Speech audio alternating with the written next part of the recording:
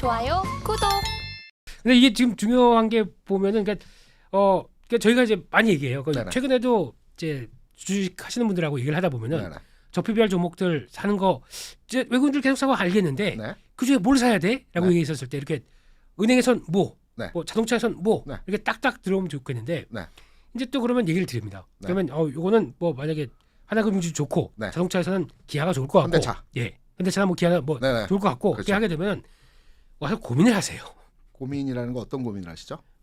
사고는 싶은데 네. 주가 아까 말씀하신 오슬로 올라 있고 네. 근데 이게 저희가 이게 잘 안 돼요. 그러니까 그래 그러면 이게 좋다는 거 알다 보니까 거기서 그냥 빡 사야 됩니다. 네. 근데 내가 사면 고점일 것 같아요. 지금 이 자리가. 현장에서 네. 필드에서 그게 가장 고민점이거든요. 그렇죠. 좋은 건 알겠어. 네. 근데 손이 안 나가. 맞습니다. 그거. 그래서 그럴 때 방법은 뭐냐면요. 네. 그 종목을 계속 모니터하면 눈으로만 보시 말고요. 눈으로만 매매하지 마시고 네. 내가 한 100만 원어치 주식을 뭐 은행주 또는 자동차를 사야 되겠다. 그러면 한 10만 원어치 딱 질러버리세요. 가격 10%만. 상관없이 예. 시점 상관없이 네. 꼭 10%가 아니어도 됩니다. 네. 5% 일단 담궈 놓습니다. 당근입니다. 예. 사고 싶은 마음이 계속 굴뚝같이 일어나요. 네. 타이밍만 잡습니다. 그래서 그 종목을 관찰하다가 타이밍이 왔을 때 딱 사면 됩니다. 일단 질러 놓습니다. 일부라도. 예. 그럼 사게 됩니다. 지르고 예. 그러니까 우리가 예. 후공정 예를 들어 한미반도체 네. 10만 원 넘어가는 흐름에서의 모습이 나왔죠. 네. 8만 원 수준에서 살까 말까 고점이다 마다 많이 고민하지 않습니까? 그렇죠. 일단 질러놓고 보는 겁니다. 그러면 사는 겁니다. 네. 주식은. 아, 주식은 네. 제가 선배들한테 많은 얘기를 들을 때요. 예. 야 김 부장, 또는 부장이 아니라 김 대리. 예. 야 주식 살까 말까 고민하지 마. 주식은 일단 사고 손절할지 가져갈지 둘 중에 판단하는 거지 살까 말까 고민하는 게 아니라고 들었거든요. 네. 그러니까 개별적 많이 움직일 때 선배들 들었습니다. 아, 그렇죠. 예. 주식은 일단 엔터키 쳐. 예. 그리고 손절이냐 보유냐. 요 두 가지 아주 쉬운 것만 결정하면 되지. 뭘 살까 이거 아니라는 겁니다. 선택의 폭이 줄었네요. 굉장히 예. 줄었죠. 예. 가져가느냐 손절이냐. 이 두 가지 내에서만 결정하면 되는 겁니다. 그러면 오늘 대표님 얘기하신 거 일단 사고 보겠습니다. 사고 일단 사고 보죠. 두 가지만 보겠습니다. 엔터키부터 들어. 엔터키. 예. 알겠습니다. 속 시원하고 좋으네요. 예. 그렇습니다. 그러면 아까 보니까 저 PBR 쪽에서 자동차를 얘기하셨을 네네. 때 현대차를 얘기하셨네요. 현대차. 네. 다른 거 많은데. 예. 왜 현대차를 사야만 되는지를 제가 설명을 드릴게요. 예. 제 말이 설득력이 있다라고 하면 뭐 일단 사고 볼 겁니다. 이제 사시려면 사고 볼 겁니다. 예. 현대차의 외국인 투자자 지분율이 36%, 37% 여기 왔다 갔다 할 겁니다. 네. 제가 최근 2, 3일 내에 확인을 안 해봤기 때문에 네. 거기 큰 편차 없을 걸로 판단되고 있어요. 예. 외국인들이 지난 1, 2월 현대차에 대해서 투자를 진행한 가격대가 23만 원, 24만 원, 25만 원입니다. 그렇습니다. 예. 높은 가격에 샀죠. 예. 이때 지분율 한 3, 4% 정도 증가시킨 것 같아요. 그렇습니다. 제가 아까 국내 주식시장에 대한 외국인 투자자들의 포트폴리오 측면에서 흑자로 돌아섰고 IMF하고 OECD가 경제 성장 측면에서 지난해 대비해서 크게 성장하는 국가이기 때문에 네. 포트폴리오를 이전 수준으로 회귀한다라는 측면으로 우리나라 시장에 대한 긍정적 뷰를 말씀드렸지 않습니까? 예. 현대차를 보는 거죠. 네. 그럼 현대차가 네. 지금 외국인 투자자 비중이 36%예요. 네. 그러면 짧게 예. 그러니까 팬데믹 이전 그러니까 예. 우리가 우리가 흑자를 내고 경제 상황이 좋았을 때 외국인 투자자들의 현대차에 대한 비중이 얼마 있느냐를 판단해 보면 되거든요. 네. 46%였습니다. 46%. 와. 그럼 앞으로 10%를 더 사야 되죠. 예. 그러면 10%라고 한다면 정확한 숫자는 모르겠지만 2천만 주를 더 사야 됩니다. 2천만 주요. 네, 최근 한 6, 700만 주 샀거든요. 예. 그럼 더 사야 되는 그 구간에 있는데 네. 외국인 투자자 그것도 고가에 최근에 샀어요. 그럼 그렇습니다. 25만 원 고점 돌파한다는 거죠. 25만 원은 예. 제 기억이 맞다라면 2008년, 9년, 10년, 11년 이때 세 번의 고점을 찍었던 심리적인 저항선이에요. 네. 그리고 얼마 전에 한 1년 전인가요? 25만 원 고점 한번 잠깐 찍었던 지점이 있었습니다. 그래서 정확하게 28만 9천 원까지 갔네요. 네. 예. 그 원저리가 네. 될 겁니다. 장중 찍으면서 움직였던데. 예. 그래서 현대차 같은 경우는 25만 원, 26만 원 요 레인지가 아주 심리적으로 네. 돌파해야 될 굉장히 심리적인 저항구의 큰 맞습니다. 가격이거든요. 예. 돌파할 걸로 보고 있습니다. 네. 돌파하면서 외국 투자 비중도 늘어나고요. 전체적인 흐름도 개선되고 뭐 등등등 나올 겁니다. 다만 지금 정체돼 있고 주가 안 움직이는 건 이번에 수출 데이터가 3월 1일 날 나왔었죠. 안 좋습니다. 약간 떨어졌습니다. 근데 우리가 뉴스를 볼 때요. 네.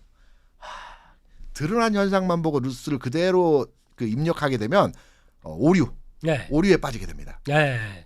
자동차가 1월에 역대급 수출 62억 불을 했거든요. 네.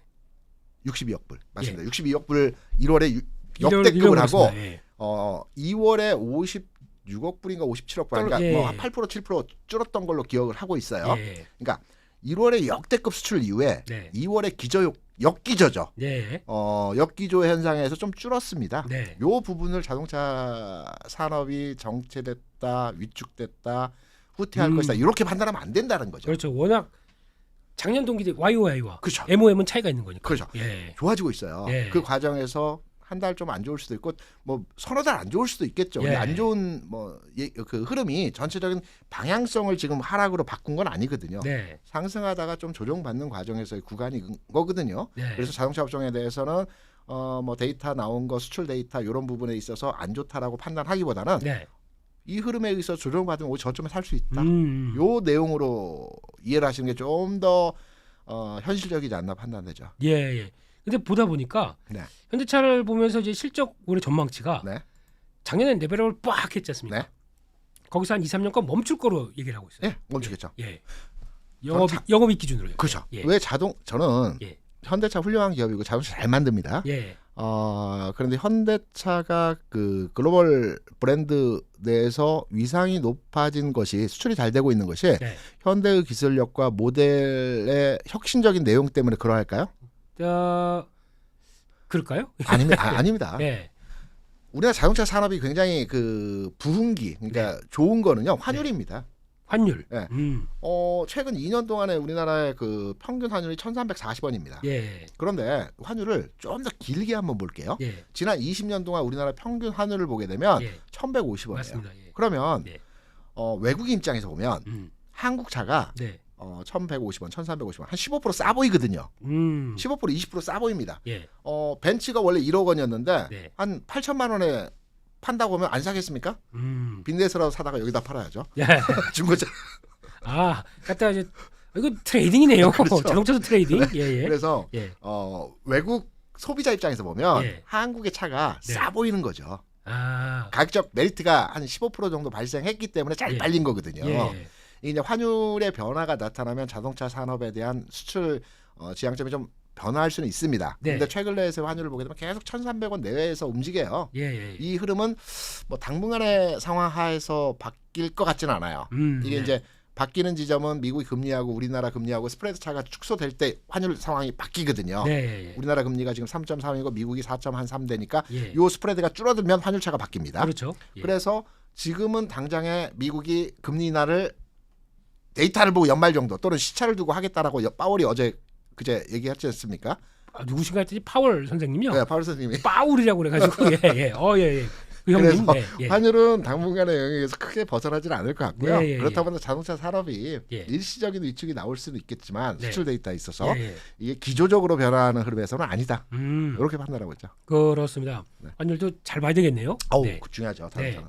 그렇습니다. 그러면 자동차 쪽은 현대차 딱 꼽으셨고, 네. 예. 그러면 아까 은행 쪽에서는 보험 이런 거 다 포함해서 금융 쪽에서의 하나금융입니까? 아니면 금융 쪽에서 하나금융이고요. 제가 예. 증권주 잠깐 증권주? 말씀드렸습니다. 예.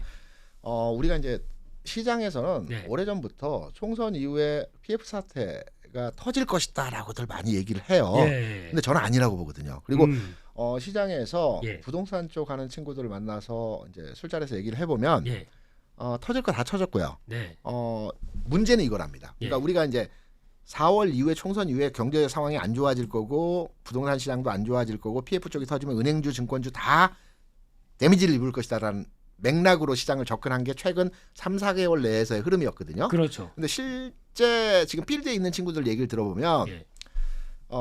지금 현재 우리나라 3년 만기 국고채가 3.3% 정도 네. 내외에서 움직이고 있어요. 네. 통상적으로 예. 일반적 시장에서 예. PF 금리가 스프레드 1.5를 가산해서 3.3이 한 5% 정도 합니다. 네. 물론 2, 3년 전에 비하면 많이 올라왔죠. 2, 3년 전에 한 2%, 3%였거든요. 그때 금리랑은 예. 그렇죠. 스프레드를 더하더라도 네. 실제 시장 금리가 1.5%였으니까 예. 스프레드 1.5 더해도 한 3% 내외였거든요. 지금 네. 5%가 정상인데 이게 10%가 넘어갔거든요. 네. 18%까지 갔습니다. PF 대출 금리가. 네. 이게 점점 내려서 10% 안짝으로 지금 들어왔어요. 예. 그러면 그리고 지방건설사는 터질 거 터졌습니다. 네. 정리될 건 다 정리됐습니다. 네. 그렇다고 한다면 지금 일시적으로 PF 대출 금리가 10% 이상에 넘어갔다가 10% 안쪽으로 넘어가서 이게 지금 현실적인 금리 수준인 5%나 6% 수준까지 내려오게 되면 네. 살아남은 건설사들은 오히려 더 기회가 되는 현상으로 판단할 수 있고요. 네. 우려했던 PF는 오히려 4월 이후에 좀 더 안정화되는 상황으로 진행이 될 가능성이 아주 높습니다. 저희가 이제 걱정으로 바라봤다가 이게 예. 그 걱정이 아니라 다만 예. PF 하는 친구들 얘기 들으면 부동산 시장이 살아나는 것은 좀 기간이 필요하다. 다만 터지는 것은 아닐 것이다. 예. 오히려 그 위험도가 축소되고 있다라고 판단되고 있기 때문에 네. 증권주 제가 이제 말씀하다 예. 쭉 돌아서 이제 증권주로 다시 오는데 네. 한국금융지주를 한번 판단해 볼게요. 예. 한국금융지주가 최근에 조금씩 올라와서 한 7만 뭐 언저리 중반 지금 하고 있는 것 같아요. 슬슬 올라와서 여기까지 와 있습니다. 얼마입니까? 지금 71,300원입니다. 71,300원. 네. 한국금융지주가 네. 주가지수 2,600포인트였을 때 평균 주가가 8만 원, 8만 5천 원입니다. 그랬던 것 같습니다. 예, 그러니까 그러네요. 지수가 2,600포인트 전후로 해서 움직일 때 한국금융지주의 평균 가격은 네. 여러 차례 2,600포인트를 찍었기 때문에 네. 그 내용들의 가격을 보기에는 8만 원, 8만 5천 원이 평균가예요. 네. 5만 원까지 떨어졌었죠. 네. 저평가죠. 네. 그 증권사들은 PF 손실에 대한 충당금 다 쌌어요. 네. 터져도 데미지 없습니다. 음. 그래서 조금씩 올라가고 있는데요. 네. 증권주들 올라가겠죠. 근데 증권주는 시황산업입니다. 그렇죠. 그래서 주식시장이 올라가야지만 주가에 탄력을 받거든요. 네. 은행주는 저PBR입니다. 네. 증권주도 올라가겠지만 탄력도 면에서는 은행주가 낫겠죠. 예. 보험주는 네. 오늘 금융주 전반을 한번 다루자. 좋습니다. 이게 누가 하십니까? 우리 큰 쭈니 형님이 하시는 겁니다. 예. 이런 건요. 예. 보험주는요 이렇게 투자를 하셔야 됩니다. 네. 최근에 삼성생명 중심으로 해서 이제 그 일시적인 상승이 폭발적으로 드러났어요. 네. 보험주 보실 때는 금리를 잘 보시면 됩니다. 금리요. 금리만 보세요. 네. 금리가 어디를 잘 보느냐? 네. 그러니까 그 기준금리를 보시는 게 아니고요. 네. 우리가 3년 만기 국고채가 우리나라 그 금리의 실질금리, 실질금리의 예. 그 기준이 되거든요. 네. 3년 만기 국고채를 가끔 한번 들여다 보시면서 네. 2.5% 이상이냐 2.5% 이하냐만 보셔서 보험주에 투자를 하시면 됩니다. 왜냐하면 보험주는 네. 일반적으로 고객에게 보험금을 받아서 예. 굉장히 안전자산에 투자해야 되거든요. 그렇죠. 왜냐하면 언제든지 보험금을 줘야 되니까. 네. 이게 뭐 회계 기준이 변경되고 뭐 여러 가지 있지만 기본적인 내용은 2.5%를 기준으로 해서 예. 보험금을 지급 여력에 대한 판단을 하는 기준인데 네. 고객으로부터 보험금을 받으면 통상적으로 우리가 뭐 많은 보험들이 있지만 보통 네. 퇴직연금이나 뭐 등등등등등 여러 가지 지급하는 보험들이 있어요. 네. 이 2.5%를 기준으로 해서 계상을 합니다. 그러니까 네. 2.5% 이하로 내려가면 역마진이 발생해요. 그렇죠. 예. 고객한테 큰 돈을 주고 낮은 금리를 받고 요 그 금리 수준에서의 예상. 그래서 한화생명인가요? 이게 600원, 700원 아마 1,000원 이하로 내려갔던 있었어요. 게 예. 금리가 그 제로금리 거의 수준까지 내려가면서 역마진이 발생하니까 이런 현상들이 나타났던 거거든요. 보험주가. 예. 근데 보험주는 2.5% 이상이면 그냥 앉아서 돈 버는 겁니다. 큰 돈은 아니겠지만. 그래서 네. 보험주에 대한 투자 관점으로 접근하실 때는 금리 상황을 보시고 판단하시면 되는데요. 네. 금리가 지금 상향화 기간 기조의 흐름이 아니고 하향화 기조. 언제일지는 모르겠지만 내려갈 가능성이 있는 측면에서 지금 시장을 바라보고 있죠. 그렇습니다. 그럼 보험주에 대한 투자 관점에서의 접근은 단기적인 시세 현상에서 움직임이 나타날 때는 짧게 끊어치겠지만 네. 중장기적인 투자는 그렇게 바람직하지 않을 것이다. 이 관점으로 이제 금융주에 대한 은행주, 증권주, 보험주 네. 이렇게 기준을 오. 가지고 정리를 하시면 예. 뭐 어렵지 않습니다. 주식 투자. 그렇습니다. 근데 꼭 그러신 분들이 있어요. 네. 은행주, 그리고 이거 좋은 아이디어 그러면서 제주은행 사십니다. 굉장히 탄력적인 종목이죠. 뭐 선택은 움직임. 알아서 하시겠지만, 예, 논외인데 예, 제주도에 예. 상장 기업이 몇 개 있는지 아십니까? 안 세봤습니다. 모르겠어요. 5개 있습니다. 5개 있습니까? 제주 맥주 브랜드를 가진 건 다 예. 제주였죠. 예. 한번 읊어보시죠. 한번 우리가. 제주 맥주, 네, 예. 제주 맥주. 그리고 제주 반도체, 그렇죠. 제주. 예, 제주 반도체, 제주 항공 오케이. 끝입니다. 제주 은행, 제주은행까지 4개. 예. 카카오. 아, 본사 카카오 있습니다. 그래서 예, 다섯 예. 개 회사가 제주도에 있습니다. 예, 그러네요. 예. 네네. 다 좀 탄력적인데요. 뭐 한번 붙으면 그냥 번쩍번쩍한 그렇죠. 종목들이네요. 예. 맞습니다. 그래서 제주가 되게 사랑스러워요. 그래서 저희 투자자 입장으로서도. 그렇죠. 근데 네. 공통점은 뭐냐면 네. 제주에 되는 그 굴뚝 기업이 법적으로 못 들어가죠. 못 들어갑니다. 예. 그래서 제주 반도체도 아마 생산 라인이 아니고요. 예. 그 설계 라인이 있을 거 있는 걸로 예. 알고 있어요. 그래서 다 보면 다 그 클린 기업이라고 해야 되나? 굴뚝이 없는 기업들. 인증받아서. 그렇죠. 예. 예. 그래서 다 제주도 아. 같습니다. 그렇습니다. 예. 여기까지 쭉 달려오다 보니까 뭐 훅훅훅 들어와가지고 너무 속 시원하게 대답해 주셔서 너무 감사합니다. 네. 그럼 마지막으로 남은 게 네네. 있습니다. 지주회사. 지주회사. 예. 삼성물산이죠. 다 빼고요. 다 빼고. 예. 삼성물산이 지주회사의 대표 주자. PBR은 1 넘어갔어요. 예. 1 넘어갔기 때문에 저 PBR이라고 판단할 수는 없겠지만 네. 우리가 이제 시장 흐름에 있어서 저 PBR 종목이 올 한 해를 계속 끌고 가겠는데요. 네. 저 PBR로 접근하지 마시고요. 네. 기업 밸류 프로그램으로 접근하셔야 됩니다. 기업 밸류 프로그램. 왜냐하면 예. 일정 기업들이 1 수준이나 1 근처에 올라오게 되면 주가가 뭐 그 적정 평가를 받는다라고 판단하지 않습니까? 네. 그러면 분명히 시장에서는 그 저밸류 기업들로 그러니까 우리가 자산 가치로 지금 현재 시장을 판단해서 종목들을 움직이지 않습니까? 예. 그러면 수익 기준으로 이제 PER로 갈 겁니다. 그러다 이익 ROE로 갈 겁니다. 이게 이제 시장이 바뀝니다. 저 PBR에서 저포주로. 그렇죠. 예. 이제 자산이 어느 정도 기준가에 올라오게 되면 네. 수익 기준으로 가거든요. 네. 그래서 이게 변화할 것이라는 측면에서 올 한 해 움직일 거라는 내용을 말씀드리고요. 예. 그렇다고 본다면 삼성물산이 네. 그러니까 지주회사 격에서 삼성물산이 왜 올라가느냐면 예. 제가 아까 일본 얘기를 하면서 밸류 프로그램이 그대로 벤치마킹해서 차용했다고 했죠. 예. 이제 그 지배 구조 개선에 대한 정부 규제가 있을 겁니다. 네. 첫 번째는 가이드라인이고요. 네. 두 번째는 독려입니다. 자사주 매입하고 환원해. 예. 계속 안 하면 니들 나중에 혼나. 네. 뭐 이런 하고 말로만 하다가. 그렇죠. 예. 세 번째는 일본도 똑같이 그렇게 했어요. 예. 세 번째는 올 초 일본에 나왔던 게 PBR 1 미만 기업 퇴출이었죠. 대출. 예. 우리는 그 PBR 1 미만 퇴출보다는 지배 구조 개선에 대한 어떤 그 정책 발표가 있을 겁니다. 네. 상법을 개정하든 뭐하든. 6월 달이라고 합니다. 아 그렇습니까? 예. 거기에 대한 아주 그냥 임팩트 있는 어떤 정부 정책이 나올 거기 때문에 그러면 지주사들이 또 거기서 그때 다시 한번 또 쭉 올라가는 형태이기 때문에 네. 지주회사 내에서 판단하다면 뭐 여러 종목이 있습니다. SK, LG 뭐 등등등 많이 있는데 많죠. 예. 삼성물산 삼성물산. 하나 찍어 달라면 삼성물산. 제 얘기 안 드렸는데요. 그래서 알아서 찍어주시는 우리 큰 준이 형님. 네. 그렇습니다. 삼성물산. 네. 네.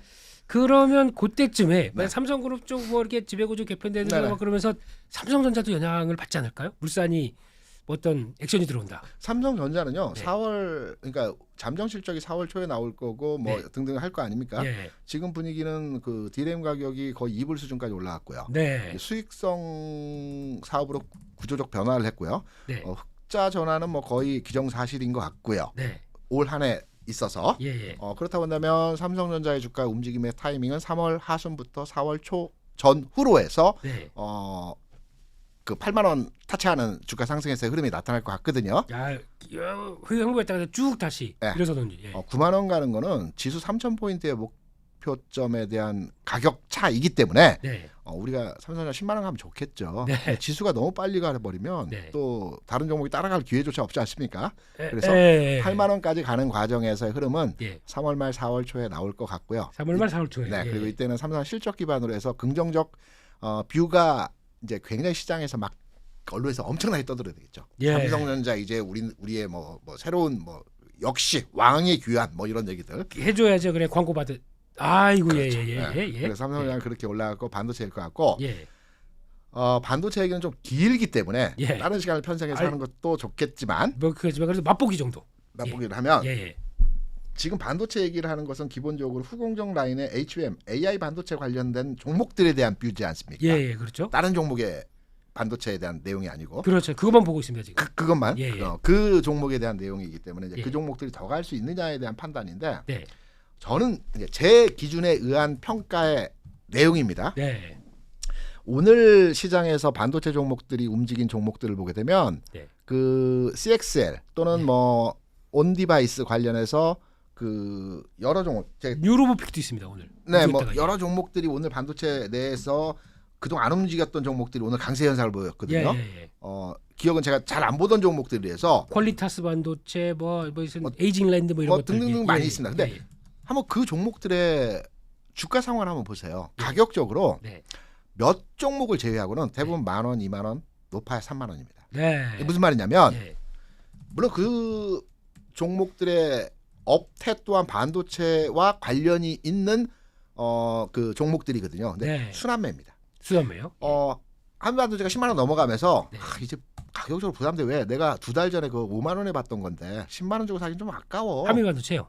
예. 뭐 대부분 그 최근에 흐름이 좋았던 것들이 가격이 막 올라가 버렸거든요. 그렇죠. 막 그것도 앞자리 수가 네, 바뀌었어요. 앞자리 이번에. 바꿔버렸어. 예, 예. 그러면 그래 안 간 거 없을까 하고 찾다 보니 예.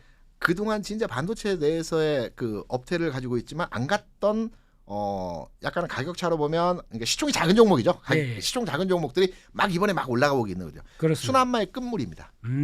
수담의 끝물이다. 네, 예. 한번 돌았거든요. 다 이제 다 돌았습니다. 네.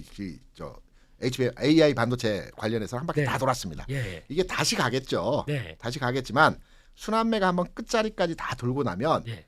조정을 받아요. 기간이든 가격이든 그렇죠. 조정을 받아야 또 가는 거 아닙니까? 왜냐하면 네. 개구리가 머리 쪽에서 움츠리고 네. 일보 전지를 위해서 이보 전지를 일보 후퇴 뭐 이런 예. 식으로 하듯이 예. 움츠린 과정이 필요한 시점에 도래했다고 보고 있습니다. 예. 이런 종목들이 지금 움직이는 거 봐서는 예. 그래서 AI 반도체 관련해서는 이후에 또 가겠지만 지금 쉬어갈 구간에서의 자리에 와 있다라고 네. 판단하는 지점이죠. 이게 사면 안 된다. 쉽게 예. 말해서 딱 찍어서 예. 애둘러서 얘기 안 하고요. 예. 사지 마세요. 사지 마세요. 갖고 계신 분들은 좀 파세요. 당연하죠. 예.